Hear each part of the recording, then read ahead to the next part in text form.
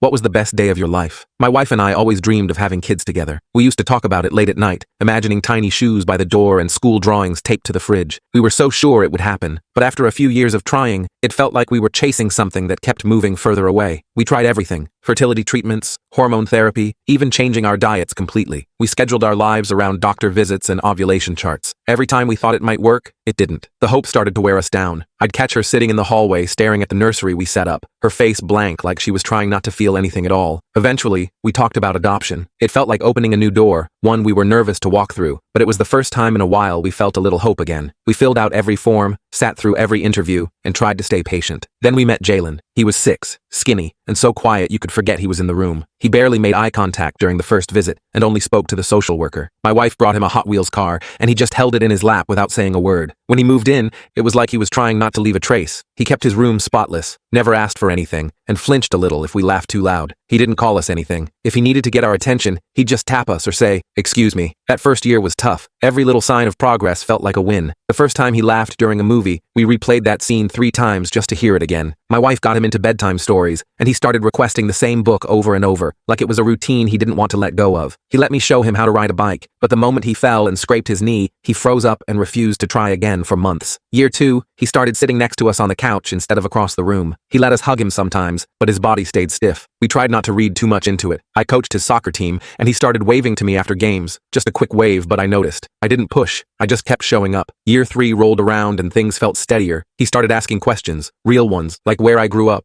or what my job was like. He didn't share much about his past, but every now and then, something would slip out, and we'd just listen, never pry. One day he asked if he could invite a friend over. That night, while he was getting ready for bed, he poked his head into the kitchen and said, "He said you were cool, my friend. He liked you." That felt big, but the day it all changed was a regular Tuesday. I went to pick him up from school and found him sitting on the curb, his backpack slumped beside him. His face was tight, like he was holding something in. I asked if everything was all right. He just shrugged. Later, I found out a kid had said something cruel, something about how people like Jalen didn't have real parents. That hit him hard. I asked if he wanted to stop for ice cream. He nodded, but he stayed quiet the whole ride. We sat at a booth, both of us eating slowly, and then out of nowhere he said, "You didn't have to come get me, you know." I looked at him and told him I always would. He nodded, eyes on the table. Then he said it. "Thanks, Dad." I didn't move for a second. It was like time paused. I looked over at him, and he was already back to eating, like it wasn't a big deal, but it was. After 3 years of waiting, of wondering if he would ever see us as his, he finally said it. That was the best day of my life. Nothing flashy, no celebration, just a quiet booth, 2 melting cones, and a single word that changed everything.